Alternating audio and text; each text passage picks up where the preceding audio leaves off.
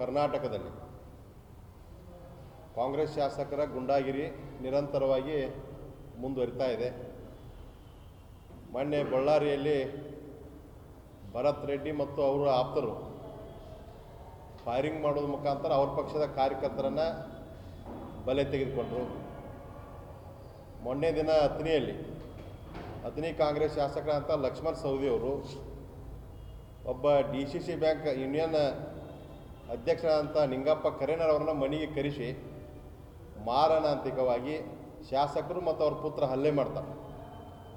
ಅಂದ್ರೆ ಈ ರಾಜ್ಯದಲ್ಲಿ ಕಾಂಗ್ರೆಸ್ ಶಾಸಕರಿಗೆ ಹೇಳುವವರು ಕೇಳುವವರು ಯಾರೂ ಇಲ್ಲದಂಥ ಪರಿಸ್ಥಿತಿ ಇವತ್ತು ಕರ್ನಾಟಕ ರಾಜ್ಯದೊಳಗೆ ನಿರ್ಮಾಣ ಆಗಿದೆ. ಇವತ್ತು ಗುಂಡಾ ಸಂಸ್ಕೃತಿ ಎಲ್ಲಿದಪ್ಪ ಅಂದ್ರೆ ಅದು ಕಾಂಗ್ರೆಸ್ ಪಕ್ಷದೊಳಗದ. ಕಾಂಗ್ರೆಸ್ ಶಾಸಕರಿಗೆ ಅದು ಗುಂಡಾ ಸಂಸ್ಕೃತಿ ಅವರ ಕಾಂಗ್ರೆಸ್ನಲ್ಲೇ ರಕ್ತದಲ್ಲಿ ಬಂದದ.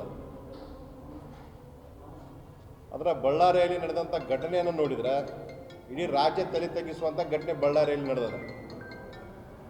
ಇವತ್ತು ರಾಜ್ಯಾದ್ಯಂತ ಮತ್ತು ಬೆಳಗಾವಿ ಜಿಲ್ಲೆಯಾದ್ಯಂತ ಕಾನೂನು ಸುವ್ಯವಸ್ಥೆ ಸಂಪೂರ್ಣವಾಗಿ ಹದಗೆಟ್ಟದ.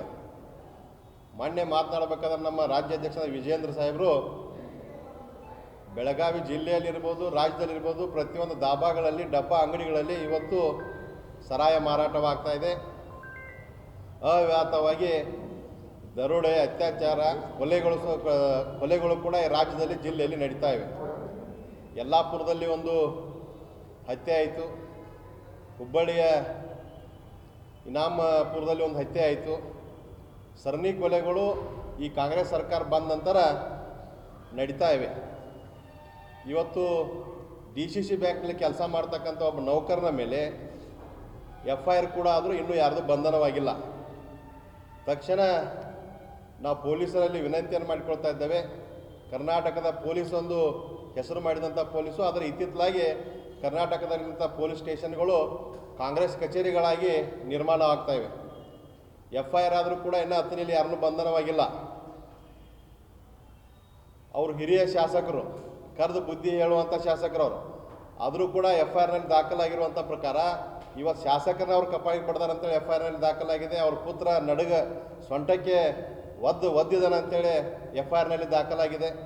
ಆದರೆ ಇನ್ನೂವರೆಗೂ ಒಬ್ಬನು ಕೂಡ ಈ ಸರ್ಕಾರ, ಈ ಪೊಲೀಸರು ಅರೆಸ್ಟ್ ಮಾಡಿಲ್ಲ. ಮತ್ತು ಯಾರು ತಪ್ಪಿಸ್ತದ್ರದಾರಲ್ಲ ಅವ್ರ ಮ್ಯಾಗ ಹೋಗಿ ಕ್ರಮ ಆಗಬೇಕು, ತಕ್ಷಣ ಅವ್ರನ್ನ ಬಂಧನ ಆಗಬೇಕು.